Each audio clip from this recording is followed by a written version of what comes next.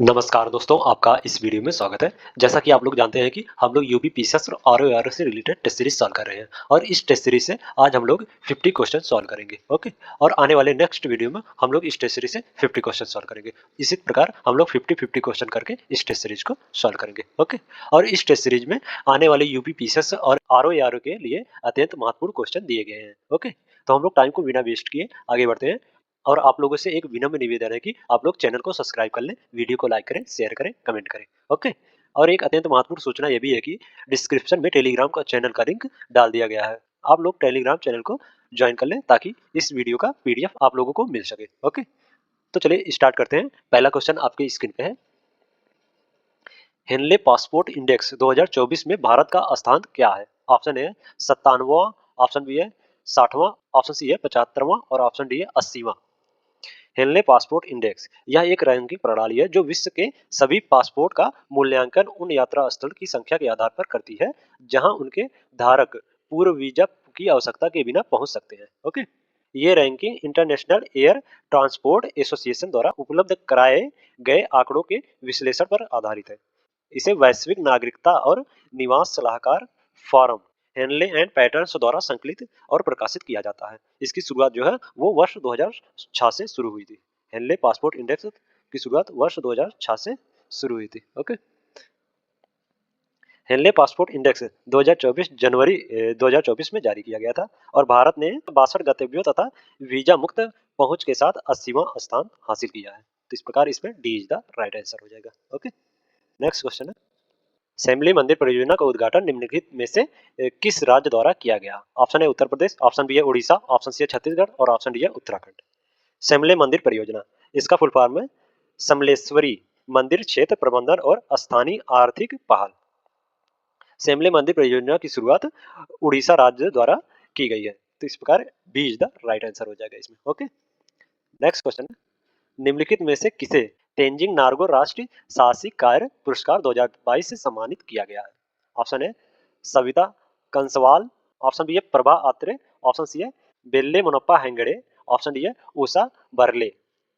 हाल ही में भारत की राष्ट्रपति द्रौपदी मुर्मू ने स्वर्गीय सविता कंसवाल को मरणोपरांत तेंजिंग नार्गो साहसिक पुरस्कार 2022 से सम्मानित किया है। तो इस प्रकार ए इज द राइट आंसर हो जाएगा इसमें। ओके। Next question. जलवायु सम्मेलन 2024 निम्नलिखित में से किस राज्य में आयोजित किया गया? Option A Uttarakhand, option B है उत्तर प्रदेश, ऑप्शन सी है महाराष्ट्र और ऑप्शन डी है तमिलनाडु। जलवायु सम्मेलन 2024 का आयोजन 12 जनवरी 2024 को मुंबई यानी महाराष्ट्र में किया गया है। तो इस प्रकार सी इज द राइट आंसर हो जाएगा इसमें। ओके। जलवायु सम्मेलन 2024 का जो विषय है वो decoding the green transition for India है। इसका आयोजन पर्यावरण वन एवं जलवायु परिवर्तन मंत्रालय द्वारा भारत सरकार द्वारा किया जाता है। ओके। नेक्स्ट क्वेश्चन है। युवा निधि योजना शुरू की गई। ऑप्शन ए आंध्र प्रदेश द्वारा, ऑप्शन बी है तेलंगाना द्वारा, ऑप्शन सी है केरल द्वारा और ऑप्शन डी है कर्नाटक द्वारा। युवा निधि योजना कर्नाटक सरकार द्वारा शुरू की गई है। तो इसमें D is the right answer हो जाएगा। ओके। इसे स्वामी विवेकानंद की जयंती पर शुरू किया गया है। यह योजना केवल उन स्नातकों और डिप्लोमा धारकों के लिए लागू किया है जिसका अधिवास जो है वो कर्नाटक है। ओके। और कर्नाटक राज्य ने युवा निधि योजना की शुरुआत की है। ओके। नेक्स्ट क्वेश्चन है। ग्रीन रूपी टर्म डिपॉजिट एक पहल है। ऑप्शन ए यस बैंक की, ऑप्शन बी है आईडीबीआई बैंक की, ऑप्शन सी है भारतीय स्टेट बैंक की और ऑप्शन डी है एक्सिस बैंक की। भारतीय स्टेट बैंक ने पर्यावरण अनुकूल पहलों और परियोजनाओं का समर्थन करने के लिए धन जुटाने हेतु SBI green Ruby term deposit launch किया है जिसे भारत में हरित वृत्त पारिस्थितिकी तंत्र के विकास को प्रोत्साहन मिलेगा। तो इस प्रकार इसमें सी इज द राइट आंसर हो जाएगा। ओके। रूप ग्रीन रूपी टर्म डिपॉजिट जो है भारतीय स्टेट बैंक की एक पहल है। ओके। नेक्स्ट क्वेश्चन है। आयुथाया अभ्यास भारत और किस देश के बीच एक द्विपक्षीय समुद्री अभ्यास है? Option A France, option B है सिंगापुर, ऑप्शन सी है बांग्लादेश और ऑप्शन डी है थाईलैंड। भारत और थाईलैंड के बीच द्विपक्षीय अभ्यासों को आयुथाया नाम दिया गया है जिसका शाब्दिक अर्थ जो है वो अजय या अपराजय। यह दोनों देशों के बीच पहला द्विपक्षीय समुद्री अभ्यास है। तो इस प्रकार इसमें D is the right answer हो जाएगा। ओके। आयुथाया अभ्यास भारत और थाईलैंड के बीच एक द्विपक्षीय समुद्री अभ्यास है। ओके। नेक्स्ट क्वेश्चन है। भारत अंतर्राष्ट्रीय विज्ञान महोत्सव 2023 निम्नलिखित में से किस शहर में आयोजित किया गया है था? ऑप्शन ए है नई दिल्ली, ऑप्शन बी है फरीदाबाद, ऑप्शन सी है गुड़गांव और ऑप्शन डी है पुणे। भारत अंतर्राष्ट्रीय विज्ञान महोत्सव 2023 17 से 20 जनवरी 2024 तक फरीदाबाद में आयोजित किया गया है। तो इस प्रकार इसमें B is the right answer हो जाएगा। ओके, यह जैव प्रौद्योगिकी विभाग संस्था के क्षेत्रीय जैव प्रौद्योगिकी केंद्र translational health science and technology institute द्वारा आयोजित भारतीय अंतर्राष्ट्रीय विज्ञान महोत्सव का 9वां संस्करण था। ओके, नेक्स्ट क्वेश्चन है,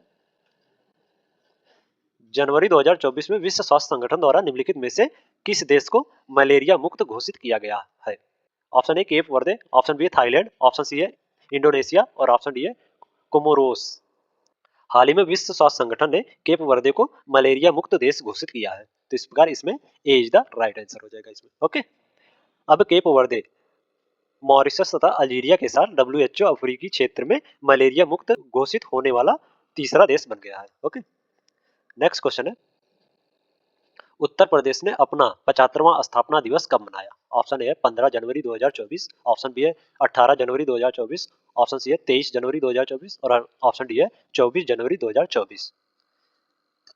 24 जनवरी 2024 को उत्तर प्रदेश ने अपना 75वां स्थापना दिवस मनाया। इस दिन को उत्तर प्रदेश दिवस या यूपी दिवस के नाम से भी जाना जाता है। ओके, तो इस प्रकार इसमें D is the right answer हो जाएगा। 24 जनवरी 1950 को संयुक्त प्रांत या यूनाइटेड प्रोविंस का नाम बदलकर उत्तर प्रदेश किया गया था। ओके, नेक्स्ट क्वेश्चन है, हाल ही में उत्तर प्रदेश के निम्नलिखित में से किस जिले में संविद गुरुकुलम गर्ल सैनिक स्कूल का उद्घाटन किया गया? ऑप्शन है गोरखपुर, ऑप्शन बी है मथुरा, ऑप्शन सी है लखनऊ और ऑप्शन डी है प्रयागराज। 1 जनवरी 2024 को रक्षा मंत्री राजनाथ सिंह ने मथुरा के वृंदावन में संविद गुरुकुलम गर्ल सैनिक स्कूल का उद्घाटन किया है। तो इस प्रकार इसमें B is the right answer हो जाएगा। यह मथुरा में गर्ल सैनिक स्कूल खोला गया है। ओके, नेक्स्ट क्वेश्चन है, पराक्रम दिवस की जयंती के उपलक्ष्य में मनाया जाता है। ऑप्शन ए है लाला लाजपत राय, ऑप्शन बी है स्वामी विवेकानंद, ऑप्शन सी है सावित्री बाई फुले और ऑप्शन डी है सुभाष चंद्र बोस। पराक्रम दिवस स्वतंत्रता सेनानी सुभाष चंद्र बोस की जयंती के उपलक्ष्य में मनाया जाता है।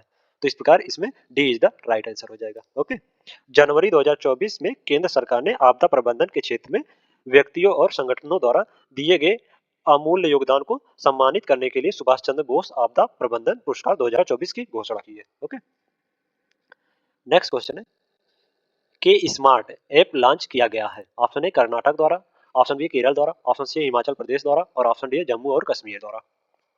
के स्मार्ट ऐप जो है वो हाल ही में केरल सरकार ने के स्मार्ट एप्लीकेशन लॉन्च किया है, जिसका फुल फॉर्म जो है वो Kerala solution for managing administrative reformation and transformation. Okay, जो त्रिस्तरीय स्थानीय स्व सरकारी संस्थानों की सभी सेवाओं को एक एकीकृत डिजिटल प्लेटफॉर्म पर लाएगा। तो इसमें B is the right answer हो जाएगा। ओके, के स्मार्ट ऐप लॉन्च जो है वो केरल द्वारा लॉन्च किया गया है। नेक्स्ट क्वेश्चन है, विश्व हिंदी दिवस के संदर्भ में निम्नलिखित में से कौन सा कथन सही है? पहला कथन है यह प्रतिवर्ष 10 जनवरी को मनाया जाता है। दूसरा कथन है विश्व हिंदी सचिवालय फिजी में स्थित है। नीचे दिए गए गुण का प्रयोग कर सही उत्तर चुने। ऑप्शन है केवल एक, ऑप्शन बी है एक और दो दोनों, ऑप्शन सी है केवल दो और ऑप्शन डी है ना तो एक और ना ही दो। विश्व हिंदी दिवस यह प्रतिवर्ष 10 जनवरी को मनाया जाता है। तो इस प्रकार इसमें जो कथन एक है वो सही हो जाएगा। ओके, विश्व हिंदी दिवस का सचिवालय जो है वो पोर्ट लुइस यानी मॉरिशस में स्थित है। तो इस प्रकार जो कथन दो है वो गलत हो जाएगा। ये विश्व हिंदी सचिवालय जो है वो फिज में नहीं बल्कि पोर्ट लुइस मॉरिशस में स्थित है। ओके, तो इसमें केवल एक इधर राइट आंसर हो जाएगा, तो ए इज द राइट आंसर हो जाएगा इसमें। ओके, नेक्स्ट क्वेश्चन है, ऑपरेशन अमृत संबंधित है। ऑप्शन ए रासायनिक उर्वरकों का प्रयोग में कमी लाने से, ऑप्शन बी है आर्द्र भूमियों के सतत उपयोग को बढ़ावा देने से, ऑप्शन सी है एंटीबायोटिक के अधिक प्रयोग पर अंकुश लगाने से और ऑप्शन डी है इनमें से कोई नहीं।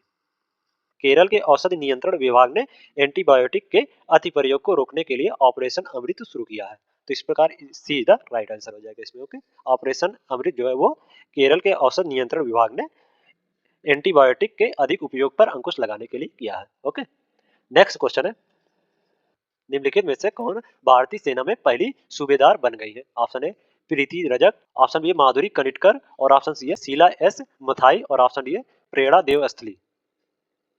28 जनवरी को प्रीति रजक भारतीय सेना में पहली महिला सूबेदार बन गई है। तो इस प्रकार इसमें ए इज द राइट आंसर हो जाएगा। ओके, नेक्स्ट क्वेश्चन है, निम्नलिखित में से किसे पद्म विभूषण पुरस्कार 2024 से सम्मानित किया गया है?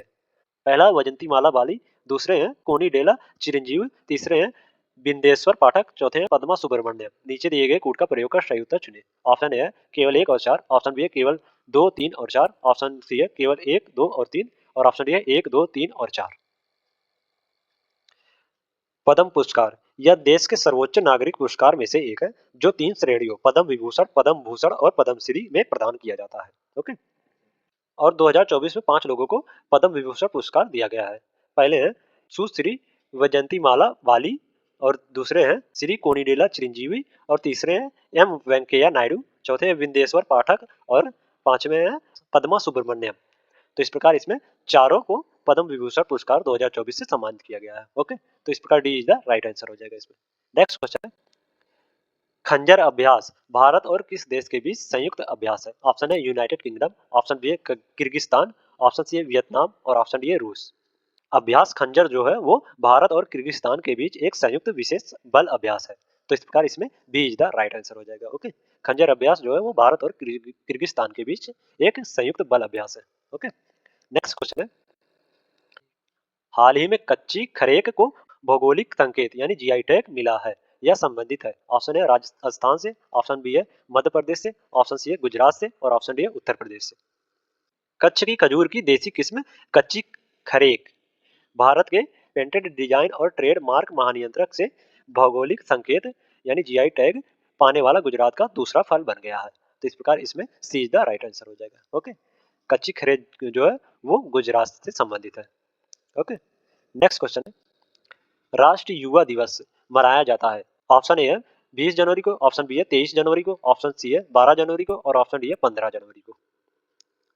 राष्ट्रीय युवा दिवस प्रत्येक वर्ष 12 जनवरी को स्वामी विवेकानंद की जयंती के अवसर पर मनाया जाता है। तो इस प्रकार इसमें सी इज द राइट आंसर हो जाएगा। ओके, नेक्स्ट क्वेश्चन है जनवरी 2024 में 16वें वित्त आयोग का अध्यक्ष किसे नियुक्त किया गया? ऑप्शन है रघुराम राजन, ऑप्शन बी है अरविंद पनगड़िया, ऑप्शन सी है गिरीश मुर्मू और ऑप्शन डी है राजीव कुमार। केंद्र सरकार ने नीति आयोग के पूर्व उपाध्यक्ष अरविंद पनगड़िया को 16वें वित्त आयोग का अध्यक्ष नियुक्त किया है। तो इसमें D is the right answer हो जाएगा। ओके, नेक्स्ट क्वेश्चन है निम्नलिखित में से किस बैंक ने 100 डेज 100 पेज अभियान शुरू किया है? ऑप्शन है भारतीय रिजर्व बैंक, ऑप्शन बी है भारतीय स्टेट बैंक, ऑप्शन सी है पंजाब नेशनल बैंक और ऑप्शन डी है यस बैंक। भारतीय रिजर्व बैंक ने 100 दिनों के भीतर प्रत्येक जिले में प्रत्येक बैंक के शीर्ष 100 दावा न किए गए जमाओं का पता लगाने और उनका समाधान करने के लिए 100 डेज 100 पे अभियान शुरू किया है। तो इस प्रकार इसमें ए इज द राइट आंसर हो जाएगा। ओके, 100 डेज और 100 पे अभियान जो है वो भारतीय रिजर्व बैंक द्वारा किया गया यानी आरबीआई द्वारा किया गया है। ओके, नेक्स्ट क्वेश्चन है जनवरी 2024 में फेलिक्स त्सेत्स्केदी को राष्ट्रपति चुना गया है। ऑप्शन है कांगो लोकतांत्रिक गणराज्य का, ऑप्शन बी है अंगोला का, ऑप्शन सी है घना का और ऑप्शन डी है नाइजीरिया का। फेलिक्स त्सेत्स्केदी को विवादित दिसंबर चुनाव के बाद कांगो लोकतांत्रिक गणराज्य के राष्ट्रपति के रूप में चुना गया है। तो इसमें ए इज द राइट आंसर हो जाएगा। ओके, नेक्स्ट क्वेश्चन है 1 जनवरी 2024 को निम्नलिखित में से कौन सा देश भूकंप से प्रभावित हुआ था? Option A New Zealand, option B है सिंगापुर, ऑप्शन सी है जापान और ऑप्शन डी है क्यूबा। 7.6 तीव्रता के भूकंप के कारण जापान के पश्चिमी तट और पास के दक्षिण कोरिया में 1 मीटर ऊंची लहरें उठी। तो इस प्रकार इसमें सी इज द राइट आंसर हो जाएगा। ओके, 1 जनवरी 2024 को जापान जो है वो भूकंप से प्रभावित हुआ था। ओके, नेक्स्ट क्वेश्चन है निम्नलिखित में से किसे कृषि विज्ञान में एम एस स्वामीनाथन पुरस्कार से सम्मानित किया गया है? ऑप्शन है भानु झा, ऑप्शन बी है प्रशांत मेहता और ऑप्शन सी है राज किशोर सिंह और ऑप्शन डी है B are Kamboj.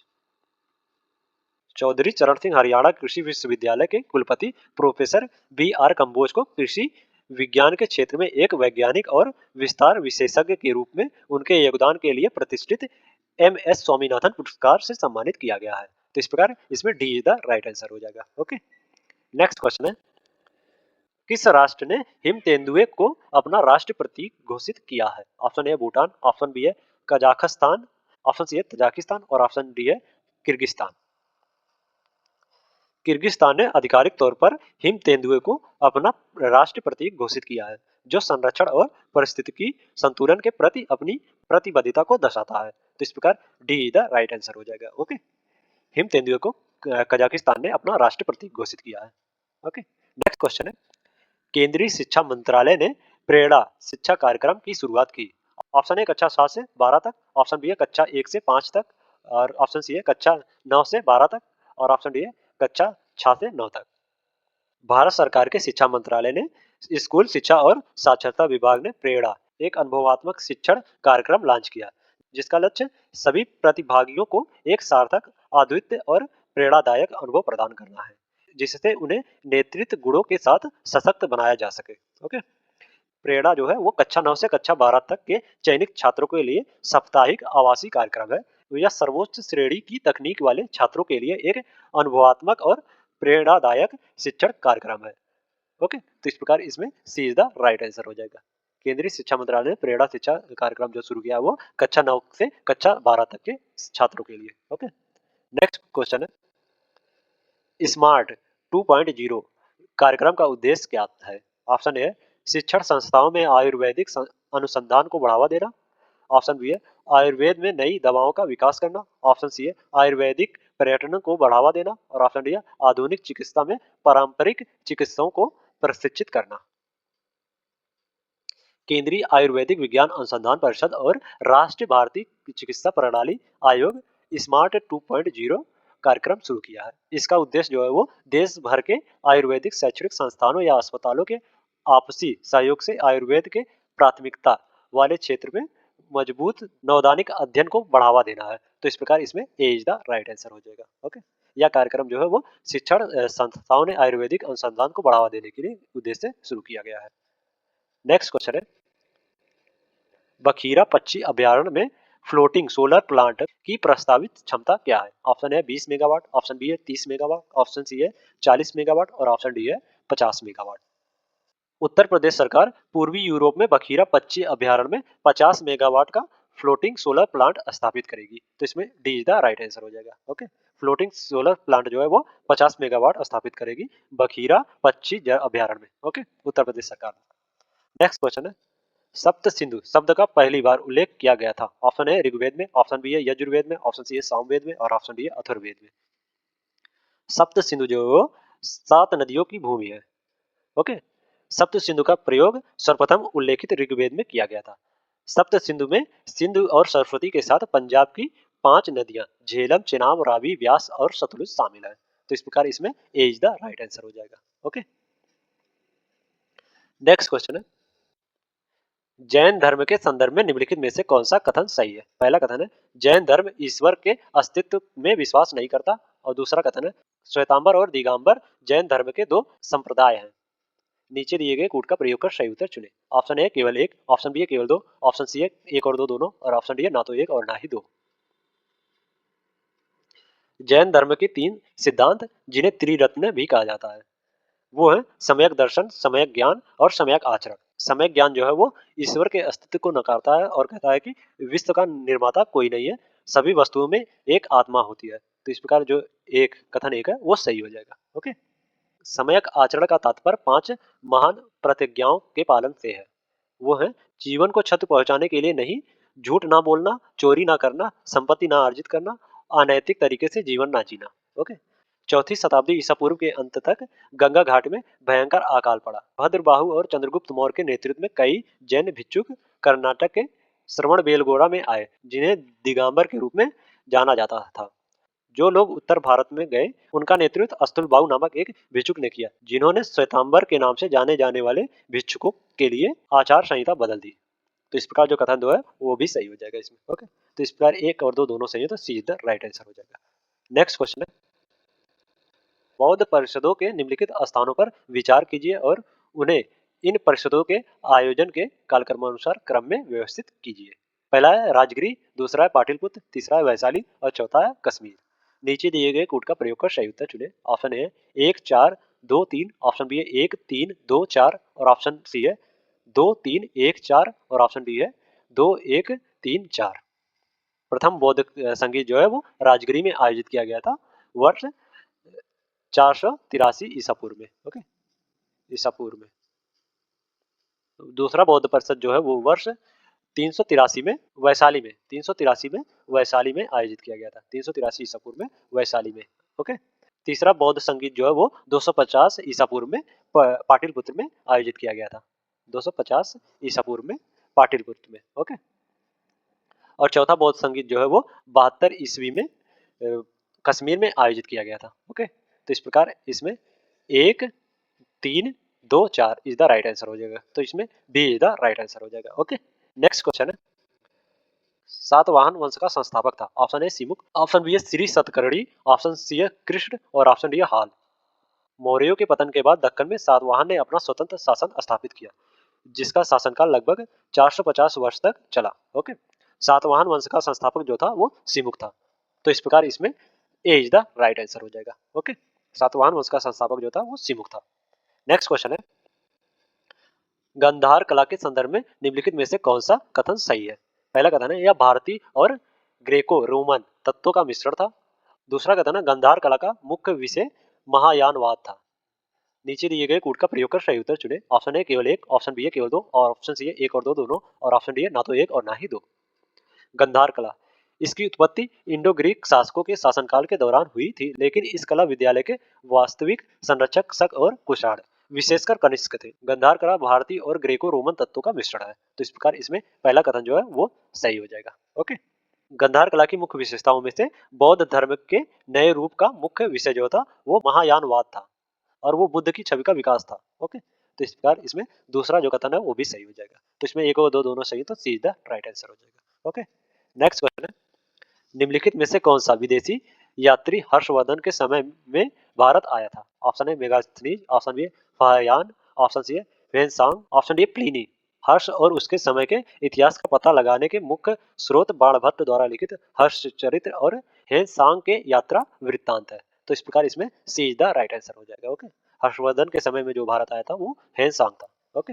Next question है, निम्नलिखित पल्लव शासकों में कौन समुद्रगुप्त द्वारा पराजित हुआ था। Option A Vishnugupta, option B है शिव स्कंद वर्मन, ऑप्शन सी है सिंह विष्णु, और ऑप्शन डी है नरसिंह वर्मन प्रथम। पल्लव शासक, इस वंश का सबसे महत्वपूर्ण शासक विष्णुगुप्त था, जिसे समुद्रगुप्त ने अपने दक्षिण भारतीय अभियान के दौरान हराया था। तो इस प्रकार इसमें ए इज द राइट आंसर हो जाएगा। ओके। समुद्रगुप्त द्वारा पराजित जो हुआ था वो विष्णुगुप्त था। ओके। नेक्स्ट क्वेश्चन है, बोरोबुदूर मंदिर का निर्माण करवाया गया था। ऑप्शन ए चोल शासकों द्वारा, ऑप्शन बी है पल्लव शासकों द्वारा, ऑप्शन सी है शैलेंद्र शासकों द्वारा, और ऑप्शन डी है अहोम शासकों द्वारा। 9वीं शताब्दी तक जावा शैलेंद्र साम्राज्य का भाग बना रहा, बाद में यह स्वतंत्र साम्राज्य बन गया। जावा ने बोरोबुदन मंदिर सहित शैलेंद्र शासक के तहत कला में महानता और वैभव प्राप्त किया। तो इस प्रकार इसमें सी द राइट आंसर हो जाएगा। बोरोबुदन मंदिर का निर्माण जो है वो शैलेंद्र शासकों द्वारा किया गया था। ओके। नेक्स्ट क्वेश्चन है, निम्नलिखित में से किसने नालंदा विश्वविद्यालय की आधारशिला रखी। Option A Skandagupta, option B है कुमारगुप्त, ऑप्शन सी है समुद्रगुप्त, और ऑप्शन डी है चंद्रगुप्त प्रथम। कुमारगुप्त जो था वो चंद्रगुप्त द्वितीय के पुत्र था और उसका उत्तराधिकारी था। ओके। उसके शासनकाल को सामान्य शांति और समृद्धि द्वारा चिन्हित किया गया था। कुमारगुप्त ने अश्वमेध यज्ञ भी करवाया। सबसे महत्वपूर्ण बात यह है कि उसने नालंदा विश्वविद्यालय की आधारशिला रखी, जो अंतरराष्ट्रीय ख्याति की संस्था के रूप में उभरी। तो इस प्रकार इसमें B is the right answer हो जाएगा। ओके। नालंदा विश्वविद्यालय की आधारशिला जो रखी है वो कुमारगुप्त ने रखी है। नेक्स्ट क्वेश्चन है, निम्नलिखित में से कौन सा सही सुमेलित नहीं है। पूरा पाषाणिक स्थल और स्थान। ऑप्शन ए भीमबेटका मध्य भारत, ऑप्शन बी है आदमगढ़ की पहाड़ी नर्मदा घाटी, ऑप्शन सी है पोटवार पठार दक्षिण भारत, और ऑप्शन डी है सोन घाटी उत्तर पश्चिम भारत। तो इसमें कौन सा सुमेलित नहीं है, यह ज्ञात करना। जो पोटवार पठार है वो उत्तर पश्चिम भारत में स्थित है, ना कि दक्षिण भारत में। ओके। तो इस प्रकार इसमें सी द राइट आंसर हो जाएगा। नेक्स्ट क्वेश्चन है, राष्ट्रकूटुर के संदर्भ में निम्नलिखित में से कौन सा कथन सही है।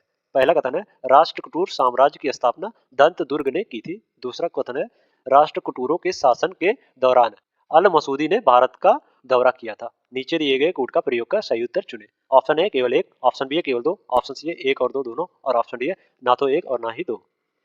राष्ट्रकूट साम्राज्य की स्थापना दंत दुर्ग ने की थी, जिसने आधुनिक सोलारपुर के निकट मानखेत या मालखेड़ में अपनी राजधानी स्थापित की। तो इस प्रकार इसमें जो कथन है वो सही हो जाएगा। ओके। अल मसूदी ने राष्ट्रकूटों के शासनकाल के दौरान भारत का दौरा किया था। तो इस प्रकार जो कथन दो है वो भी सही हो जाएगा। ओके। तो इसमें एक और दो दोनों सही, तो सी द राइट आंसर हो जाएगा। नेक्स्ट क्वेश्चन है, जजिया दिल्ली की सुल्तान बनी? ऑप्शन ए है 1234 ईस्वी में, ऑप्शन बी है 1235 ईस्वी में, ऑप्शन सी है 1236 ईस्वी में और ऑप्शन डी है 1237 ईस्वी में। रजिया जो है वो 1236 ईस्वी में दिल्ली की सुल्तान बनी और ये 1239 ईस्वी तक शासन की थी। ओके, तो इस प्रकार इसमें सी इज द राइट आंसर हो जाएगा। नेक्स्ट क्वेश्चन है, निम्नलिखित में से कौन सा सुमेलित नहीं है? दिल्ली सल्तनत में सरकारी अधिकारी और संबंधित कार्य। ऑप्शन है अश्वतार घुड़सवार, ऑप्शन बी है खुद व्यापारी, ऑप्शन सी है सहाना मंडी नियंत्रक अधिकारी और ऑप्शन डी है आमिल भू राजस्व संग्रहकर्ता। दिल्ली सल्तनत में खुद नामक अधिकारी का कोई जिक्र नहीं हुआ, तो इस प्रकार इसमें B is the right answer हो जाएगा। ओके, व्यापारी से जो संबंधित कार्य है वो मुकद्दम का कार्य है। ओके, नेक्स्ट क्वेश्चन है, मूल रूप से लिखी गई तुजुक ए बाबरी की भाषा थी? ऑप्शन ए है फारसी, ऑप्शन बी है तुर्की, ऑप्शन सी है अरबी और ऑप्शन डी है उर्दू। तुजुक ए बाबरी मूल रूप से बाबर द्वारा अपनी मातृभाषा तुर्की में अवकाश के दौरान लिखाई गई थी, तो इस प्रकार इसमें B is the right answer हो जाएगा। ओके, तुजुक ए बाबरी का 4 बार फारसी में अनुवाद हुआ है। ओके, नेक्स्ट क्वेश्चन है, मध्यकालीन भारत के इतिहास के संदर्भ में गज ए सिकंदरी पद का तात्पर्य है? ऑप्शन ए भूमि मापन पैमाना, ऑप्शन बी है कपड़ा मापन पैमाना, ऑप्शन सी है कृषि कर और ऑप्शन डी है अनुदित फारसी रचनाएं। लोदी वंश का सबसे महत्वपूर्ण सुल्तान सिकंदर लोदी था। उसने गज ए सिकंदरी नामक एक नया भूमि मापन पैमाना स्थापित किया जो मुगल काल तक प्रचलित रहा, तो इस प्रकार इसमें ए इज द राइट आंसर हो जाएगा। ओके, गज ए सिकंदरी जो है वो भूमि मापन पैमाने से संबंधित है। ओके, नेक्स्ट क्वेश्चन है, ईस्ट इंडिया कंपनी की प्रारंभिक नीतियों के संदर्भ में निम्नलिखित में से कौन सा कथन सही है? पहला कथन है, बक्सर के युद्ध के बाद कंपनी ने भारतीय राज्यों में रेजिडेंट्स की नियुक्ति की और दूसरा कथन है, कंपनी नियमित रूप से अज्ञात क्षेत्रों पर सीधे सैन्य आक्रमण करती थी। नीचे दिए गए कोड का प्रयोग कर सही उत्तर चुने। ऑप्शन ए केवल एक, ऑप्शन बी है केवल दो, ऑप्शन सी है एक और दो दोनों और ऑप्शन डी है ना तो एक और ना ही दो। कंपनी ने शायद ही कभी अज्ञात क्षेत्र पर सीधा सैन्य आक्रमण किया, इसके बजाय उसने भारतीय साम्राज्य पर कब्जा करने से पहले अपने प्रभाव बढ़ाने के लिए कई तरीके के राजनीतिक, आर्थिक और कूटनीतिक तरीकों का इस्तेमाल करती थी, तो इस प्रकार जो कथन दो है वो गलत हो जाएगा। ओके, बक्सर का युद्ध 1764 के बाद कंपनी ने भारतीय राज्यों में रेजिडेंट की नियुक्ति की। ओके, तो इस प्रकार इसमें जो पहला कथन है वो सही हो जाएगा, तो इसमें एक केवल एक सही है, तो ए इज द राइट आंसर हो जाएगा। ओके, नेक्स्ट क्वेश्चन है, महलवाड़ी बंदोबस्त प्रणाली शुरू की गई थी? ऑप्शन ए 1792 ईस्वी में, ऑप्शन बी 1799 में, ऑप्शन सी है 1805 में और ऑप्शन डी है 1822 में। महलवाड़ी बंदोबस्त जो है वो 1822 में शुरू की गई थी, तो इस प्रकार इसमें D is the right answer हो जाएगा। नेक्स्ट क्वेश्चन है, आत्मसम्मान आंदोलन प्रारंभ किया गया था? ऑप्शन ए श्री नारायण गुरु द्वारा, option B B R Ambedkar द्वारा, ऑप्शन सी है ज्योतिराव फूले द्वारा और ऑप्शन डी है ईवी रामास्वामी नायकर द्वारा। आत्मसम्मान आंदोलन ईवी रामास्वामी नायकर या पेरियार ने वर्ष 1925 में 1925 में अस्पृश्यता से लड़ने के लिए आत्मसम्मान आंदोलन की स्थापना की थी, तो इस प्रकार इसमें D is the right answer हो जाएगा। ओके, आत्मसम्मान आंदोलन जो है वो ईवी रामास्वामी नायकर द्वारा शुरू किया गया था। नेक्स्ट क्वेश्चन है, दक्षिण अफ्रीका से अस्थायी रूप से लौटकर आने के समय महात्मा गांधी की आयु थी? ऑप्शन ए 41, ऑप्शन बी है 46, ऑप्शन सी है 52 और ऑप्शन डी है 56। महात्मा गांधी का जो जन्म हुआ था वो 2 अक्टूबर 2 अक्टूबर 1869 में हुआ था और वो 46 वर्ष की आयु में वे वर्ष 1915 में वे दक्षिण अफ्रीका से अस्थायी रूप से भारत आ गए थे, तो इस प्रकार इसमें B is the right answer हो जाएगा। ओके, नेक्स्ट क्वेश्चन है, किस बैंक का आरक्षित नकदी निधि अनुपात सीआरआर निर्धारित किया जाता है? ऑप्शन है भारतीय रिजर्व बैंक द्वारा, ऑप्शन बी है स्वयं वाणिज्य बैंक द्वारा, ऑप्शन सी है वित्त मंत्रालय द्वारा और ऑप्शन डी है उपयुक्त में से कोई नहीं। आरक्षित नकदी निधि अनुपात जो है वो भारतीय रिजर्व बैंक द्वारा जमा या डिपॉजिट का एक निश्चित प्रतिशत तय करता है, जिसे प्रत्येक बैंक को रिजर्व के रूप में रखना चाहिए। ऐसा यह सुनिश्चित करने के लिए किया जाता है कि कोई भी बैंक अधिक ऋण ना दे। यह एक विधिक आवश्यकता है कि बैंकों पर बाध्यकारी है। इसे आवश्यक आरक्षित अनुपात या आरक्षित नकदी निधि अनुपात कहा जाता है, तो इस प्रकार इसमें ए इज द राइट आंसर हो जाएगा। ओके, आरक्षित नकदी निधि अनुपात जो है वो भारतीय रिजर्व द्वारा निर्धारित किया जाता है। ओके, नेक्स्ट क्वेश्चन है, मुद्रा के संदर्भ में निम्नलिखित में से कौन सा कथन सही है? पहला है, आय में वृद्धि से मुद्रा की मांग में वृद्धि होगी। ऑप्शन दूसरा कथन है, ऊंची ब्याज दरों पर मुद्रा की मांग बढ़ जाती है। नीचे दिए गए कूट का प्रयोग कर सही उत्तर चुनें। ऑप्शन ए केवल एक, ऑप्शन बी है केवल दो, ऑप्शन सी है एक और दो दोनों, और ऑप्शन डी है ना तो एक और ना ही दो। यद्यपि विनिमय हेतु मुद्रा की आवश्यकता होती है, विनिमय का मूल्य यह निर्धारित करेगा कि लोग कितना पैसा रखना चाहेंगे। विनिमय की मात्रा जितनी बढ़ेगी, मुद्रा की मांग की मात्रा भी उतनी अधिक होगी। चूंकि किए जाने वाले विनिमय की मात्रा आय पर निर्भर करती है, आय में वृद्धि से मुद्रा की मांग में वृद्धि होगी। तो इस प्रकार जो कथन एक है वो सही हो जाएगा। ओके। लोग कितनी मुद्रा अपने पास रखते हैं या ब्याज दर पर भी निर्भर करती है। विशेष रूप से जब ब्याज दर बढ़ती है तो लोगों की मुद्रा रखने में रुचि कम हो जाती है, क्योंकि मुद्रा रखने का अर्थ कम ब्याज कमाने वाली जमा राशि रखना है और इस प्रकार कम ब्याज प्राप्त होता है, इसलिए उच्च ब्याज दर पर मुद्रा की मांग कम हो जाती है। तो इस प्रकार जो कथन दो है वो गलत हो जाएगा। उच्च ब्याज दर पर मुद्रा की मांग कम हो जाती है, ना कि बढ़ती है। ओके, तो इसमें केवल एक सही है, तो ए इज द राइट आंसर हो जाएगा। ओके। बुर्जहोम पुरातत्व स्थल से नवपाषाण युग के अस्थि निर्मित औजार की जानकारी मिलती है। यह स्थल कहाँ स्थित है? Option A Uttar Pradesh, option B है मध्य प्रदेश, ऑप्शन सी है जम्मू कश्मीर और ऑप्शन डी है राजस्थान। बुर्जहोम पुरातत्व स्थल जम्मू और कश्मीर में स्थित है। यहाँ से नवपाषाण युग के अस्थि निर्मित औजारों की जानकारी मिलती है। इस प्रकार option C is the right answer हो जाएगा। ओके, नेक्स्ट क्वेश्चन है, चारों वेदों में सबसे लघु वेद कौन सा है? ऑप्शन है ऋग्वेद, ऑप्शन बी है अथर्ववेद, ऑप्शन सी है यजुर्वेद और ऑप्शन डी है सामवेद। तो चारों वेदों में सबसे छोटा वेद जो है वो सामवेद है। तो इस प्रकार C D is the right answer हो जाएगा। ओके, नेक्स्ट क्वेश्चन है, किस पाषाण युग के लोगों की चित्रकला में सबसे अधिक रुचि थी? ऑप्शन है पूरा पाषाण काल, ऑप्शन बी है मध्य पाषाण काल, ऑप्शन सी है नव पाषाण काल युग और ऑप्शन डी है उपयुक्त में से कोई भी नहीं। मध्य भारत की विंध्य पहाड़ी में पाए गए शैलचित्र से स्पष्ट है कि मध्य पाषाण के लोगों का कला का विशेष लगाव था। ओके, और मध्य पाषाण के शैलचित्र मध्य प्रदेश के आदमगढ़ तथा भीमबेटका और उत्तर प्रदेश के प्रतापगढ़ और मिर्जापुर में पाई गई हैं। तो इस प्रकार जो ऑप्शन हो जाएगा वो B is the right answer हो जाएगा। ओके, इसमें मध्य पाषाण युग के लोगों की चित्रकला में सबसे अधिक रुचि थी। नेक्स्ट क्वेश्चन है, सिंधु घाटी सभ्यता के लोगों को निम्नलिखित में से किस पशु के विषय में जानकारी नहीं थी? ऑप्शन है बिल्ली, ऑप्शन बी है गधा, ऑप्शन सी है ऊंट और ऑप्शन डी है सिंह। जो सिंह है वो यानी शेर। शेर। ओके,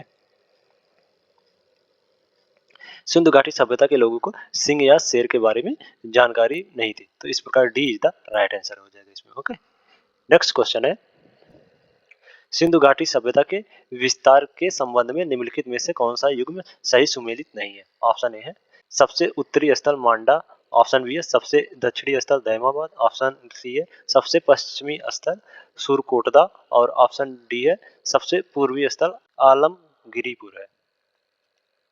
तो जो सिद्ध सभ्यता का विस्तार है वो इस प्रकार है, ये पूरब है, ये पश्चिम है, ये उत्तर है और इसको दक्षिण है। ओके, तो जो पूरब में है ये उत्तर प्रदेश के आलमगिरीपुर में इसका विस्तार है। इसका छोर है जो पूरब में वो आलमगिरी तक फैला हुआ है। ओके, आलमगिरीपुर तक फैला हुआ है और पश्चिम में या सुरकोटदा नहीं बल्कि सुतका गंडोर तक फैला हुआ है। ओके, सुतका गंडोर तक ये जो पाकिस्तान और ईरान की सीमा पर स्थित है। ओके, सुतका गंडोर तक।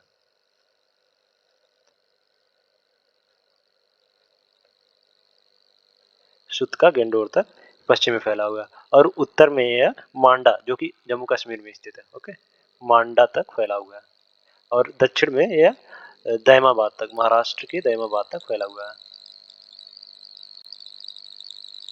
ओके, तो इस प्रकार जो सी है वो गलत है, क्योंकि इसमें सी ऑप्शन में कहा जा रहा है कि इस सबसे पश्चिमी स्थल जो है वो सुरकोटदा नहीं बल्कि सुतका गंडोर है।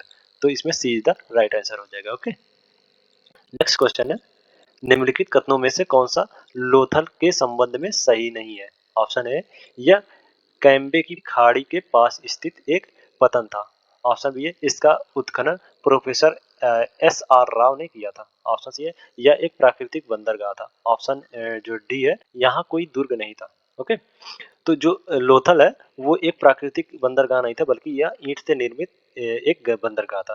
तो इस प्रकार जो सी है वो गलत हो जाएगा। तो इसमें हम लोगों को गलत संबंध कौन सा सही नहीं है, तो सी इज द राइट आंसर हो जाएगा। ओके ओके, नेक्स्ट क्वेश्चन है पाटलिपुत्र में एक किले का निर्माण किसने करवाया था। Option A Bimbisara, option B है अजातशत्रु, ऑप्शन सी है उदयन और ऑप्शन डी है काला अशोक। बुद्ध लेखकों के अनुसार अजातशत्रु का उत्तराधिकारी उसका पुत्र उदयन था। हालांकि पाटलिपुत्र में किले का निर्माण अजातशत्रु ने करवाया था। ओके, किंतु उसके पुत्र उदयन ने पाटलिपुत्र को एक शहर के रूप में विकसित किया और यह पाटलिपुत्र जो है वो सोन और गंगा नदी के संगम पर स्थित है। तो इसमें B is the right answer हो जाएगा। पाटलिपुत्र में किले का निर्माण जो कराया था वो अजातशत्रु ने करवाया था। ओके, नेक्स्ट क्वेश्चन है निम्नलिखित कथनों में से कौन सा तोलकाप्पियन के संबंध में सही नहीं है। तोलकाप्पियन के संबंध में सही नहीं है यह कथन ज्ञात करना। ऑप्शन ए है यह तमिल साहित्य का सबसे प्राचीन साहित्य है। ऑप्शन बी है इसकी रचना इलांगो आदिगल ने की थी। ऑप्शन सी है यह तमिल व्याकरण की एक रचना है और ऑप्शन डी है यह संगम काल की राजनीतिक और सामाजिक आर्थिक स्थितियों के बारे में जानकारी प्रदान करता है। जो तोलकाप्पियम है वो तमिल साहित्य की सबसे प्राचीनतम ग्रंथ है जिसे तोलकाप्पियार ने लिखा था, ना कि इलांगो आदिगल ने लिखा था। ओके, इसकी रचना जो रचनाकार है वो तोलकाप्पियार ने है। ओके, तोल सॉरी तोलकाप्पियार, इसमें के रचनाकार जो है वो तोलकाप्पियार है, ना कि इलांगो आदिगल है। तो इस प्रकार B is the right answer इसमें हो जाएगा। ओके, नेक्स्ट क्वेश्चन है निम्नलिखित कथनों में से कौन सा गुप्तकालीन सिक्कों के संबंध में सही नहीं है। गुप्तकालीन सिक्कों के संबंध में कौन सा कथन सही नहीं है। ऑप्शन ए चांदी के सिक्के को रूपक कहा जाता था। ऑप्शन बी है सोने के सिक्के को दिनार कहा जाता था। ऑप्शन सी है गुप्त काल के दौरान जारी किए गए सोने के सिक्के जो थे उनकी गुणवत्ता सबसे अच्छी थी। ऑप्शन डी है गुप्तकालीन शासक अनुष्ठान कार्य के पश्चात विशेष सिक्के जारी करते थे। गुप्त काल के काल में सिक्के को चांदी के सिक्के को रूपक कहा जाता था। ओके, और सोने के सिक्के को दिनार कहा जाता था। इस प्रकार जो कथन ऑप्शन ए वो भी सही है, ऑप्शन बी है वो भी सही है। गुप्त शासकों ने बड़ी संख्या में सोने के सिक्के जारी किए। हालांकि कनिष्क द्वारा जारी किए गए सोने के सिक्के की तुलना में इनकी गुणवत्ता कम थी। जो कनिष्क द्वारा जारी किया गया था सोने के सिक्का उसकी गुणवत्ता सबसे अच्छी थी, ना कि गुप्त काल के दौरान जारी किए गए सोने के सिक्के अच्छे थे। तो जो सी है वो गलत हो जाएगा और इस गुप्तकालीन सिक्के के संबंध में सही नहीं है। तो सी इज द राइट आंसर इसमें हो जाएगा। ओके, इस प्रकार सी इज द राइट आंसर हो जाएगा इसमें। नेक्स्ट क्वेश्चन है गुप्तकालीन प्रशासन में महादंडनायक किसे कहा जाता था। ऑप्शन ए प्रमुख कमांडर, ऑप्शन बी है चीफ जस्टिस, ऑप्शन सी है पुलिस विभाग प्रमुख, ऑप्शन डी है युद्धोत्तर सुलहकर्ता। गुप्तकाल प्रशासन में महादंडनायक चीफ जस्टिस या न्यायाधीश को कहा जाता था। ओके, तो इस प्रकार B is the right answer इसमें हो जाएगा। नेक्स्ट क्वेश्चन है निम्नलिखित शासकों में नागानंद नाटक का लेखक कौन था। ऑप्शन ए चंद्रगुप्त द्वितीय, ऑप्शन बी है समुद्रगुप्त, ऑप्शन सी है हर्षवर्धन और ऑप्शन डी है पुष्पभूति। सम्राट हर्षवर्धन ने 3 नाटक लिखे थे। पहला है रत्नावली, दूसरा है सा प्रियदर्शिका और तीसरा है नागानंद। ऐसा माना जाता है कि धावक नामक लेखक ने सम्राट हर्षवर्धन के लिए ये 3 नाटक लिखे थे। इस प्रकार सी द राइट आंसर हो जाएगा। जो नागानंद नाटक के लेखक जो है वो हर्षवर्धन जी है। ओके, तो सी इज द राइट आंसर हो जाएगा। नेक्स्ट क्वेश्चन है निम्नलिखित कथनों में से कौन सा अमोघ वर्ष प्रथम के संबंध में सही नहीं है। ऑप्शन ए वह राष्ट्रकूट वंश से संबंधित है, ऑप्शन बी है वह शव मत का अनुयायी थे, ऑप्शन सी है उसकी प्रसिद्ध कृति कन्नड़ भाषा में रचित कविराज मार्ग है और ऑप्शन डी है उन्होंने मालखेड़ नगर में राष्ट्रकूट राजधानी का निर्माण करवाया। जो अमोघ वर्ष प्रथम हैं वे बौद्ध धर्म के अनुयायी थे, ना कि शव मत के अनुयायी थे। तो इसमें B is the right answer हो जाएगा। ओके, और अमोघ वर्ष प्रथम के संबंध में सही नहीं है कौन सा, वो ज्ञात करना है, तो B is the right answer हो जाएगा। ओके, नेक्स्ट क्वेश्चन है, तंजौर में बृहदेश्वर मंदिर का निर्माण किसने करवाया था? ऑप्शन ए विजययाल ने, ऑप्शन बी है राज राजा प्रथम, ऑप्शन सी है राजेंद्र प्रथम, ऑप्शन डी है राजेंद्र द्वितीय। बृहदेश्वर मंदिर का निर्माण जो करवाए थे वो राज राजा प्रथम ने करवाया था। ओके, तो इस प्रकार इसमें B is the right answer हो जाएगा। ओके, और यह मंदिर जो है वो दक्षिण भारत की कला और वास्तुकला का उत्कृष्ट नमूना है, तो B is the right answer इसमें हो जाएगा। नेक्स्ट क्वेश्चन है, ऋग्वेद आर्य किसके द्वारा शासित है? ऑप्शन ए जनजाति गणतंत्र, ऑप्शन बी है लोकतांत्रिक स्वरूप, ऑप्शन सी है राजशाही सरकार, और ऑप्शन डी है वृद्धजनों द्वारा शासित। ऋग्वैदिक आर्य जो थे वो वृद्धजनों द्वारा शासित थे, इस प्रकार D is the right answer हो जाएगा। ओके, नेक्स्ट क्वेश्चन है, निम्नलिखित कथनों में से कौन सा लौह युग के चित्र भूरे मृदभांड संस्कृत के संबंध में सही नहीं है? ऑप्शन ए इस काल के लोग मिट्टी से बने कटोरे और चित्रित भूरे मिट्टी के बर्तन का उपयोग करते थे। ऑप्शन बी है चित्र भूरे मृदभांड स्थल जो है वो पूर्वी यूरोप बिहार के निकटवर्ती इलाकों में स्थित है।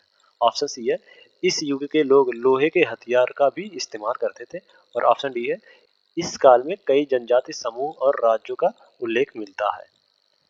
जो चित्र भूरे मृदमान स्थल है वो पूर्वी यूपी बिहार के निकट इलाके में स्थित नहीं है, बल्कि ये पश्चिमी यूपी और पंजाब हरियाणा राजस्थान के आसपास के क्षेत्र में स्थित है, तो इसमें बी जो है वो गलत हो जाएगा, तो इसमें B is the right answer हो जाएगा। ओके, यह चित्र भूरे मृदमान संस्कृत के संबंध में नहीं है, तो B is the right answer हो जाएगा। ओके, नेक्स्ट क्वेश्चन है, सूची 1 को सूची 2 से सुमेलित कीजिए और नीचे दिए गए कोटि का उपयोग कर सही उत्तर चुनिए। सूची 1 में है उपनिषद और सूची 2 में व्याख्या।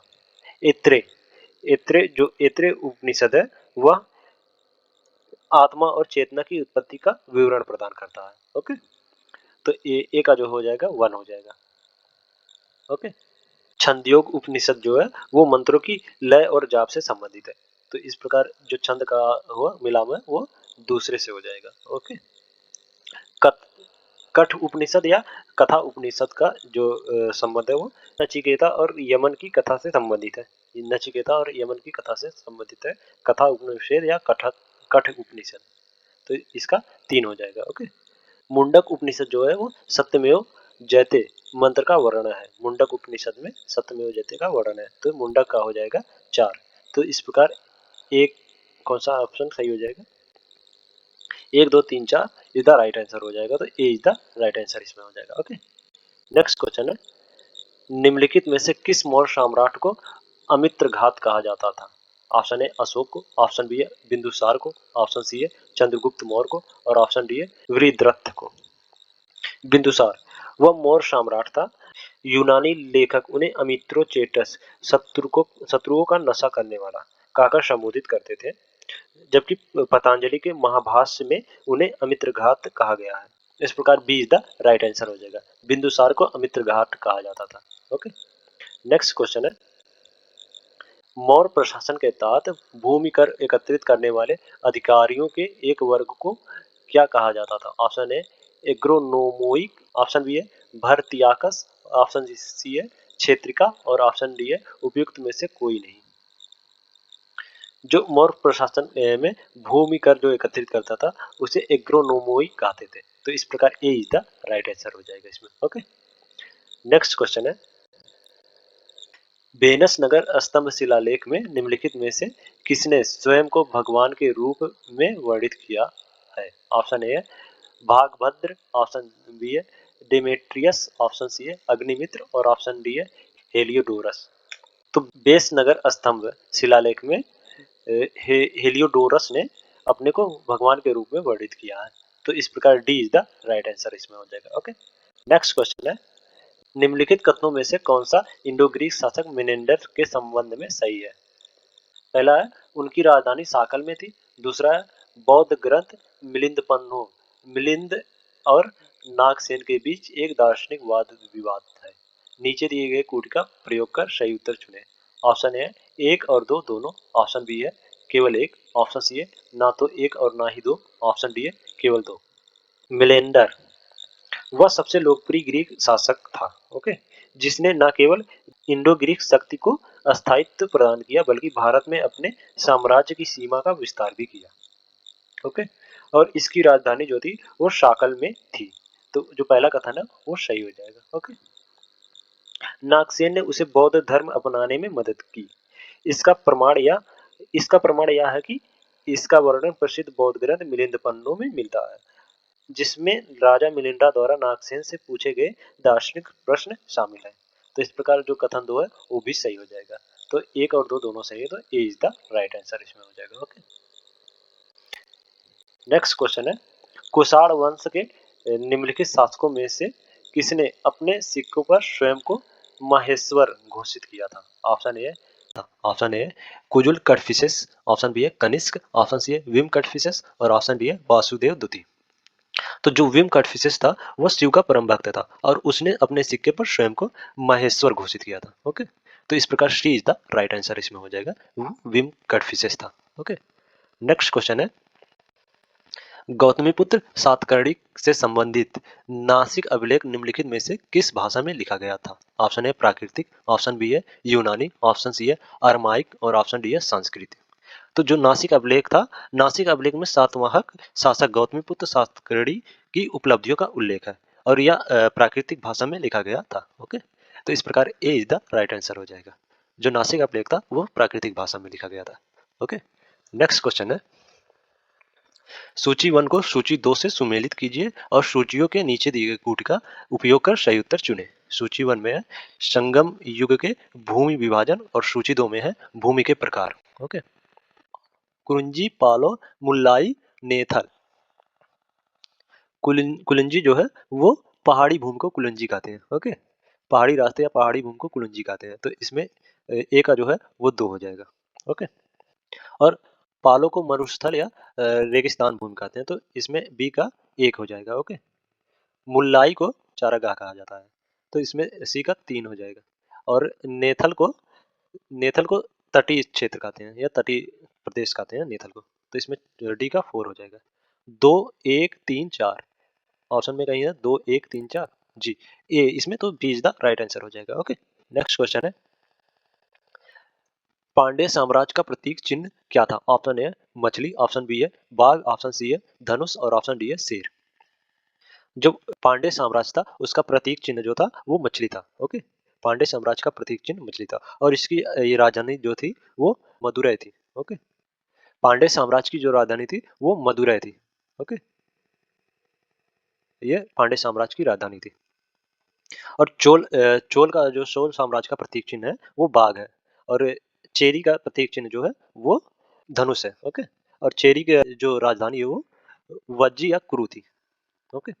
इस प्रकार इसमें पांड्य राज्य का प्रतीक चिन्ह जो है वो मछली है, तो ये इज द राइट आंसर हो जाएगा, ओके।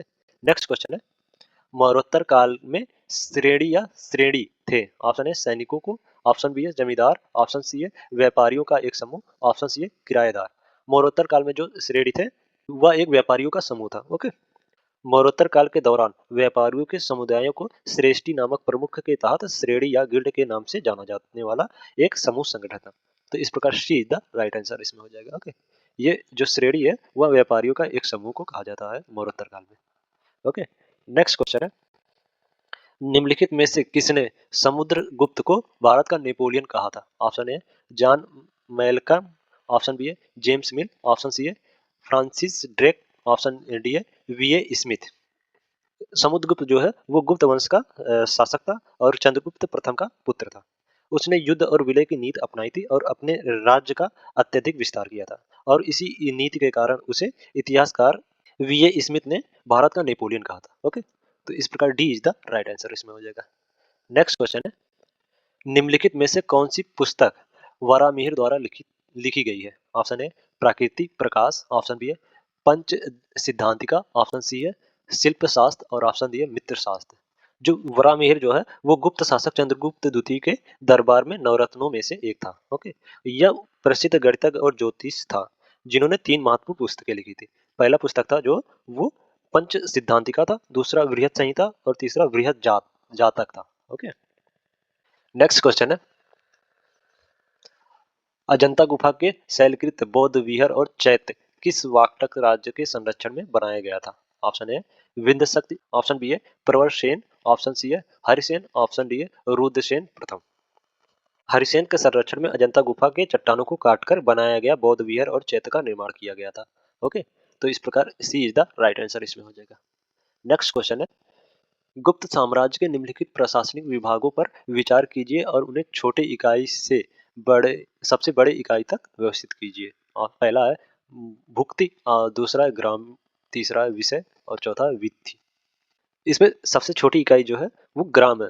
गुप्त काल के गुप्त साम्राज्य में सबसे छोटी इकाई ग्राम को कहा जाता है, उसके बाद विधि आती है। ओके, फिर विषय, फिर भुक्ति। भुक्ति सबसे बड़ी प्रशासनिक इकाई है। ओके, तो इस प्रकार 2 4 3 1 2 4 3 1 इसमें कहीं है 2 2 4 3 1 2 4 3 1 ए इज द राइट आंसर इसमें हो जाएगा। ओके, नेक्स्ट क्वेश्चन है, निम्नलिखित में से कौन बीज गणित के जनक और भारत के सबसे पहले ज्ञात खगोलीय शास्त्री हैं? ऑप्शन ए वरामिहिर, ऑप्शन बी है आर्यभट्ट प्रथम, ऑप्शन सी है ब्रह्मगुप्त और ऑप्शन डी है भास्कर द्वितीय।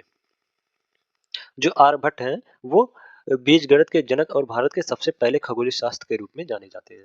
तो इसमें B is the right answer हो जाएगा। ओके, नेक्स्ट क्वेश्चन है, निम्नलिखित में से कौन सा 16 महाजनपदों में से एक नहीं है? Option A Gandhara, option B है कंबोज, ऑप्शन सी है पंचाल, ऑप्शन डी है कौशाम्बी। जो 16 महाजनपद है, बौद्ध काल में 16 महाजनपद है, उनमें से कौन सा एक नहीं है? जो कौशाम्बी है वह वत्स्य की राजधानी है। ओके, कौशाम्बी जो है वह वत्स्य की राजधानी है। तो इस प्रकार जो डी है ये द राइट आंसर इसमें हो जाएगा। ओके, कौशाम्बी कोई महाजनपद नहीं बल्कि वत्स्य की राजधानी है। वत्स्य महाजनपद की राजधानी कौशाम्बी है। ओके, तो D is the right answer हो जाएगा इसमें। नेक्स्ट क्वेश्चन है, सूची 1 को सूची 2 से सुमेलित कीजिए और नीचे दिए गए कूट का उपयोग कर सही उत्तर चुने। और सूची 1 में महाजनपद में अधिकारी, सूची 2 में संबंधित कार्य। पहला है व्यवहारिक।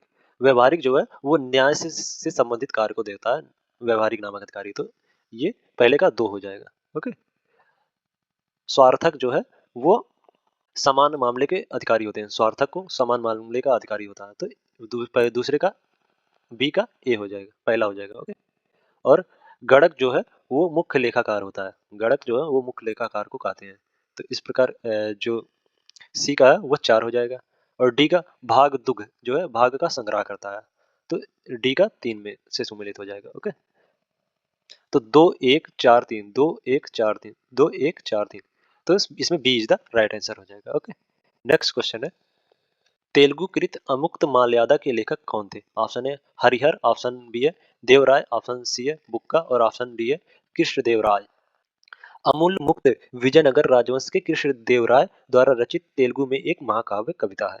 ओके, तो इस प्रकार D is the right answer हो जाएगा। इस अमूल मुक्त जो है वो देव कृष्ण राय द्वारा लिखा गया कृत है। ओके, महाकाव्य। नेक्स्ट क्वेश्चन है, तांडव नृत्य मुद्रा में नटराज की मूर्ति निम्नलिखित में से किस साम्राज्य से संबंधित है? Option A Pandya, option B है चेरा, ऑप्शन बी है चोल, ऑप्शन डी है पाल। जो चोल मूर्तिकला है, चोल मूर्तिकला एक महत्वपूर्ण नमूना तांडव नृत्य मुद्रा में नटराज की मूर्ति है। ओके, तो इस प्रकार सी इज द राइट आंसर हो जाएगा, ये चोल साम्राज्य से संबंधित है। ओके, नेक्स्ट क्वेश्चन है, निम्नलिखित में से कौन बाणभट्ट द्वारा लिखा गया है? पहला है हर्ष चरित्र, दूसरा है पर्वती परिणय, तीसरा है मयूर शतक, चौथा है वाक्यपदीय। पुष्पभूति शासक हर्षवर्धन के दरबारी लेखक हैं। ओके, हर्ष चरित्र और पर्वती परिणय के रचयिता जो हैं वो बाणभट्ट हैं। ओके, तो इसमें 1 और 2 ये बाणभट्ट द्वारा लिखा गया रचना है। ओके, तो इसमें 1 और 2 का केवल 1 और 2 D is the right answer इसमें हो जाएगा। ओके, नेक्स्ट क्वेश्चन है, कुतुबुद्दीन ऐबक के संबंध में निम्नलिखित में से कौन सा सही नहीं है? ऑप्शन ए है अजमेर में कुवत उल इस्लाम मस्जिद के निर्माण का श्रेय उन्हें दिया जाता है, ऑप्शन बी है उन्होंने कुतुब मीनार का निर्माण कार्य प्रारंभ कराया, ऑप्शन सी है उसे उन्हें लाख बख्श के नाम से जाना जाता था, ऑप्शन डी है हसन निजामी और फरखुद्दीन उसके शासनकाल में आश्रय प्राप्त लेखक थे। कुतुबुद्दीन को कुवत उल इस्लाम मस्जिद जो कि दिल्ली में है ना कि अजमेर में है। ओके, तो इसमें जो ये कथन है एक वो सुमेलित नहीं है, तो ए इज द राइट आंसर हो जाएगा। ये दिल्ली में है। ओके, दिल्ली में कुव्वत उल इस्लाम मस्जिद का निर्माण का श्रेय कुतुबुद्दीन को दिया जाता है। ओके, नेक्स्ट क्वेश्चन है, एकता प्रणाली के संदर्भ में निम्नलिखित में से कौन सा कथन सही नहीं है? ऑप्शन ए है, यह कृषि पर कर लगाने की प्रथा थी। ऑप्शन बी है, इसमें वंशानुगत के प्रावधान थे। ऑप्शन सी है, इसके अंतर्गत एक अधिकारियों को वेतन के बदले एक क्षेत्र से राजस्व का अनुदान दिया जाता था। ऑप्शन डी है, इसने सल इसने सल्तनत के दूरस्थ हिस्से को केंद्र सरकार से जोड़ने में सहायता की। जो एकता प्रणाली है वो कृषि पर लगाया गया एक कर है, तो पहला जो कथन है वो सही हो जाएगा। ओके, ये सही सुमेलित है। और जो एकता प्रणाली है उसे वंशानुगत नहीं बनाया गया था, उसे उसका प्रावधान वंशानुगत नहीं था, तो इसमें बी जो कथन है वो सही सुमेलित नहीं है। ओके, तो इसमें B is the right answer हो जाएगा। ओके, नेक्स्ट क्वेश्चन है, सैयद वंश का संस्थापक कौन था? Option A Mubarak Shah, option B है मोहम्मद शाह, ऑप्शन सी है खिज्र खां, ऑप्शन डी है आलम शाह।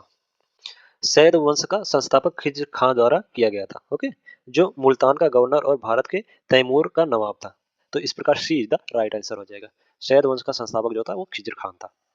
नेक्स्ट क्वेश्चन है, बाबर के संदर्भ में निम्नलिखित कथनों पर विचार करें। पहला है, वह नक्शबंदिया सूफी ख्वाजा उबैदुल्ला अहरार के अनुयायी था। और दूसरा है, चंदेरी का युद्ध 1527 ईस्वी में बाबर और मालवा के राजपूत शासक मेदिनी राय के बीच लड़ा गया था। यद्यपि बाबर एक रूढ़िवादी सुन्नी था, फिर भी वह ना तो कट्टर था और ना ही धार्मिक दैवी लोगों के नेतृत्व में था।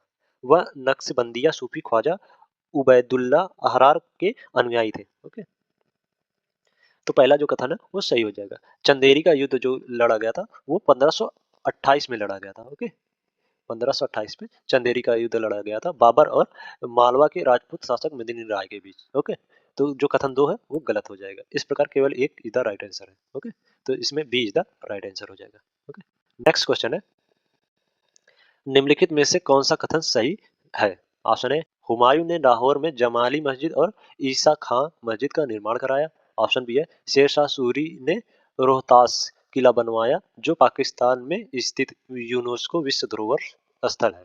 ऑप्शन सी है, सूरशाह सूरी के समय मौजा प्रशासन का निम्नतम स्तर था। ऑप्शन डी है, हुमायूं का मकबरा 1570 ईस्वी में बनाया गया था और 1993 ईस्वी में यूनेस्को द्वारा इसे विश्व धरोहर स्थल के रूप में मान्यता दी गई थी। ओके, तो इसमें पूछा गया है कौन सा कथन सही नहीं है। हुमायूं ने दिल्ली में एक नया शहर बसाया था जिसका नाम उसने दिल पनाह रखा था।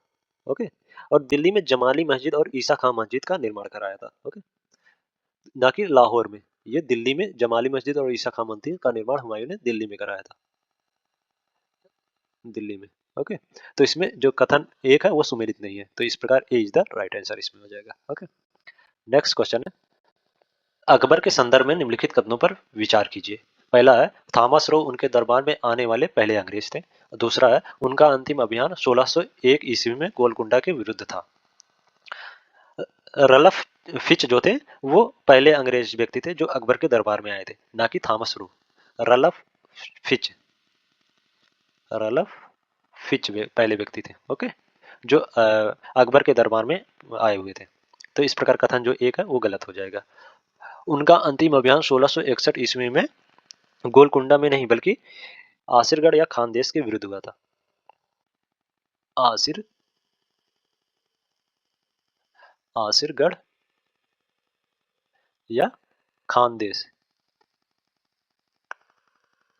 ओके, इसके बीच हुआ था, तो दूसरा कथन भी गलत हो जाएगा। इस प्रकार ना तो एक और ना ही दो, दोनों सही गलत है, तो इस प्रकार D is the right answer इसमें हो जाएगा। ओके, सूची 1 को सूची 2 से सुमेलित कीजिए और नीचे दिए गए कूट का उपयोग कर सही उत्तर चुनें। सूची 1 में है वाकिया नाविस, दरोगा ए डाक, मुकद्दम, मुतसद्दी। और सूची 2 में है ग्राम का मुखिया, संचार माध्यम, बंदरगाह के गवर्नर, समाचार विवरण करने वाला। ओके, जो वाकिया नाविस है वो समाचार वितरण करने वाला अधिकारी है। ओके, वाकिया नाविस को समाचार वितरण करने वाला के नाम से जानते हैं। तो ए का जो है वो 4 हो जाएगा। ओके, ए का 4। दरोगा या डाक जो है वो संचार माध्यम है। संचार माध्यम कौन सा? तो ये बी का दूसरा हो जाएगा। ओके। मुकद्दम जो है, मुकद्दम गांव का मुखिया होता है या ग्राम का मुखिया को मुकद्दम कहते हैं, तो सी का जो है एक हो जाएगा। मुतसद्दी जो है वह बंदरगाह के गवर्नर को कहते हैं मुतसद्दी, तो डी का 3। बंदरगाह के गवर्नर को मुतसद्दी कहते हैं। तो इस प्रकार 4 2 1 3 है। 4 2 1 3 तो इसमें B is the right answer हो जाएगा। ओके। नेक्स्ट क्वेश्चन है, निम्नलिखित में से कौन सा कथन अकबर के भू राजस्व प्रशासन के बारे में सही नहीं है? ऑप्शन ए, अकबर ने 10 साला भूमि राजस्व प्रणाली की शुरुआत की। ऑप्शन बी है, चाचर भूमि पर प्रत्येक वर्ष खेती की जाती थी। ऑप्शन सी है, अकबर ने किसानों के प्रति उदार दृष्टिकोण अपनाया। ऑप्शन डी है, बटाई या गल्ला बख्शी भू राजस्व के मूल्यांकन प्रणालियों में से एक था। अकबर ने भू राजस्व को 4 श्रेणियों में विभाजित किया था, जो था पोजल, परती, चाचर और बंजर। जो पोजल था उस पे प्रत्येक वर्ष खेती की जाती थी, ना कि चाचर पर। ओके। तो इसमें जो बी है वो गलत हो जाएगा, ये कथन सही नहीं है अकबर के भू राजस्व प्रशासन के संबंध में। ओके। तो चाचर जो है, चाचर पर 3 या 4 वर्षों में एक बार खेती की जाती थी, तो इसमें B is the right answer हो जाएगा। ओके। नेक्स्ट क्वेश्चन है, निम्नलिखित में से कौन सा सही सुमेलित नहीं है? ऑप्शन है, गोविंद देव मंदिर नासिक। ऑप्शन बी है, बीबी का मकबरा औरंगाबाद। ऑप्शन सी है, एतम मादू दौला मकबरा आगरा। ऑप्शन डी है, पंचमहल फतेहपुर सीकरी। अपनी विशिष्ट वास्तुकला के कारण वृंदावन में एक लोकप्रिय तीर्थ स्थल गोविंद देव मंदिर है। ओके। इसका निर्माण 1590 ईस्वी में आमेर के राजा मान सिंह ने 10 करोड़ रुपए की लागत से करवाया था। ओके। गोविंद देव मंदिर जो है वो वृंदावन में है, ना कि नासिक में। ओके। तो इस प्रकार जो ए है वो सुमेलित नहीं है, तो इसमें ए इज द राइट आंसर हो जाएगा। ओके। गोविंद मंदिर जो है वो वृंदावन में स्थित है, वृंदावन में। नेक्स्ट क्वेश्चन है, निम्नलिखित में से किसने बाबरनामा का फारसी में अनुवाद किया था? Option A, Faizi. Option B है, अबुल फजल। ऑप्शन सी है, अब्दुल रहीम खान ए खाना। और ऑप्शन डी है, मिर्जा अजीज कुका। बाबरनामा का फारसी में अनुवाद जो किए थे वो अब्दुल रहीम खान ए खाना ने किया था। ओके। तो इस प्रकार सी इज द राइट आंसर हो जाएगा इसमें। नेक्स्ट क्वेश्चन है, निम्नलिखित कथनों पर विचार कीजिए। पहला कथन है, डोमिंगो पेस एक पुर्तगाली व्यापारी था जो राजा कृष्णदेव राय के शासनकाल के दौरान आया था। दूसरे कथन में कहा जा रहा है, फ्रेंकोइस बर्नियर ने मुगल शहरों को कैंप टाउन के रूप में वर्णित किया। डोमिंगो पेस एक पुर्तगाली यात्री था जिसने वर्ष 1520 में विजयनगर साम्राज्य का दौरा किया। वह हिंदू राजधानी की सर्वोच्च भव्यता और वैभव के समय में था। डोमिंगो पेस द्वारा विजयनगर साम्राज्य के अब तक के सबसे शक्तिशाली राजा कृष्णदेव राय के शासन की राजधानी का दौरा किया था। ओके। उन्होंने न केवल विजयनगर के वैभव का अनुभव किया, बल्कि उन्होंने विजयनगर के इतिहास की सर्वाधिक महत्वपूर्ण युद्धों में से एक को देखा भी, याचूर का युद्ध, जिसे बीजापुर के आदिल शाह को कृष्णदेव राय की विशाल सेना के विरुद्ध खड़ा किया गया था। ओके। तो इस प्रकार जो कथन एक है वो सही हो जाएगा। फ्रेंकोइस बर्ने द्वारा मिस्र और भारत का दौरा किया गया था, जहां उन्होंने मुगल काल के दौरान औरंगजेब के चिकित्सक के रूप में कार्य किया। फ्रांस लौटने के बाद उन्होंने मुगल भारत का सर्वाधिक लोकप्रिय यात्रा वृत्तांत लिखा। उसने मुगल शहरों को सैन्य पड़ावों के रूप में वर्णित किया था। ओके। तो इस प्रकार जो कथन दो है वो भी सही हो जाएगा। तो इसमें एक और दो दोनों कथन सही है, तो सी इज द राइट आंसर इसमें हो जाएगा। ओके। नेक्स्ट क्वेश्चन है, सूफीवाद में सूहर का अर्थ है? ऑप्शन ए, भय का प्रतीक। ऑप्शन बी है, गरीबी। ऑप्शन सी है, मोक्ष प्राप्त के लिए समर्पण। ऑप्शन डी है, सहिष्णुता का पालन। जो सूफीवाद में सूहर का जो अर्थ है वो सहिष्णुता का पालन करना होता है, तो इसमें D is the right answer हो जाएगा। ओके।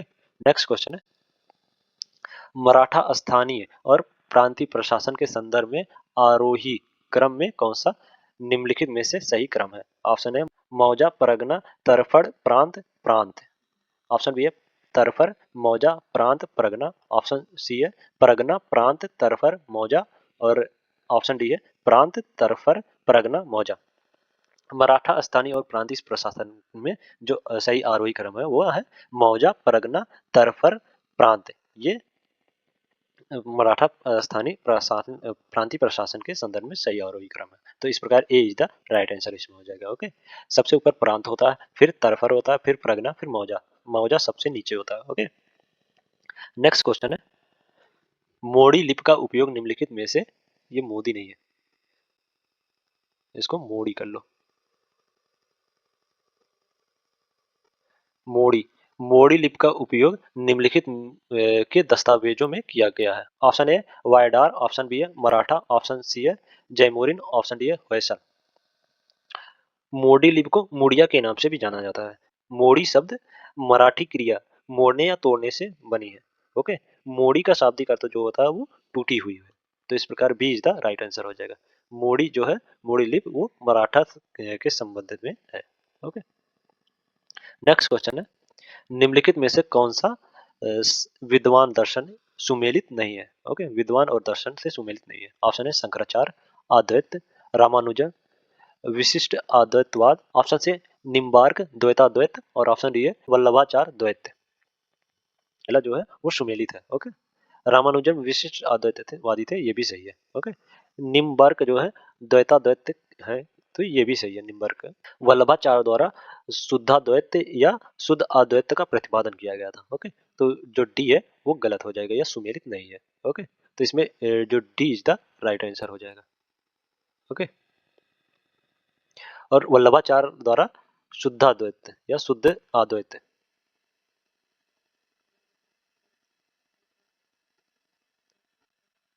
शुद्धाद्वैत या शुद्ध अद्वैतवाद का प्रतिपादन किया गया था। ओके, आज के लिए इतना ही, और अगले नेक्स्ट वीडियो में हम लोग इस सीरीज से रिलेटेड 50 क्वेश्चन लेके आएंगे। अगर वीडियो अच्छा लगा हो तो लाइक कर दें, चैनल को सब्सक्राइब कर लें। Thank you so much.